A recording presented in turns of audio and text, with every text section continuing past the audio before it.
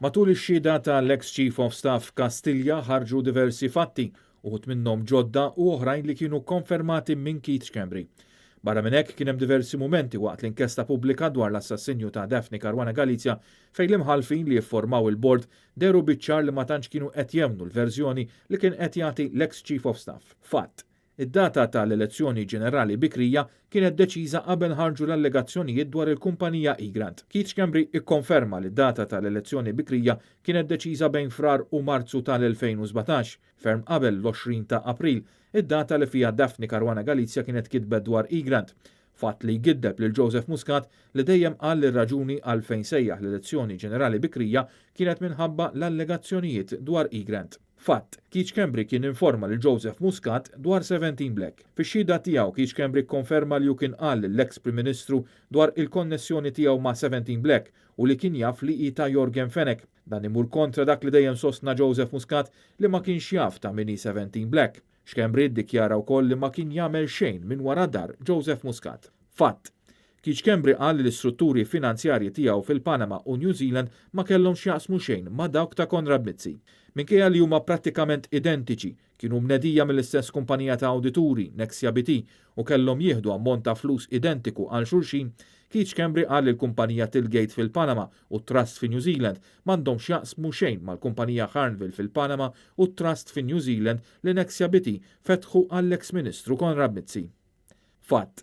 Keith Schembri ma jarax rabta bejn 17 Black u Electrogas. Minkejja li kif iddikjara fix-xhieda tiegħu kien jaf li 17 Black kienet ta' Jorgen Fenech u l-Jorgen Fenech u wieħed mid-diretturi tal-konsorzju Electrogas, Keith Schembri qal li ma jarax rabta bejn din il-kumpanija li kellha tħallas il-kumpanija tiegħu u ta' Konrad Mizzi u l-konsorzju kontroversjali li rebaħ it-tender tal-Power Station. Fatt. Keith Schembri kien jaf dwar data leak mill-Electrogas fil-kampanja elettorali tal-2017. Fil-waqt li ma kien jaf xejn dwar 17 Black u Electrogas, minnaħa l-oħra Keith Schembri kien jaf li kien hemm data leak kbira mis-servers tal-konsorzju. Dan kien f'Mejju tal-2017, fil-waqt li Electrogas kienet ħabbret li soffriet dan il-leak kważi sena wara f'April tal-2018. Fatt, Keith Schembri ma jafx ta' min il-kumpanija MacBridge. Meta xi ħadd jgħid li ma jafx minn fejn ġab il-flus, ħafna drabi ħadd ieħor jgħidlu mela waqgħu mis-sema. Imma donnu hekk rid jgħid Schembri lil bord tal-inkjesta meta ddikjara li ma jafx ta' min l-kumpanija MacBridge li kellha tiddepożita $2 miljun fl-istrutturi finanzjarji offshore li kellu l-istess Keith Schembri. U meta staqsa l-awdituri ta' Mix-Xhieda, Keith Schembri qal li MacBridge ma tidhirx fir-rekords tagħhom. Fatt. Jinkixef WhatsApp group ieħor li fih Keith Schembri u Jorgen Fenech. Fl-inkjesta pubblika Keith Schembri konferma l-eżistenza ta' grupp fuq WhatsApp li kienu fih u Jorgen Fenech, kif ukoll l-ex deputat kummissarju tal-Pulizija Silvio Valletta u l-ex chairman tal-MFSA Joseph Kuxkiri.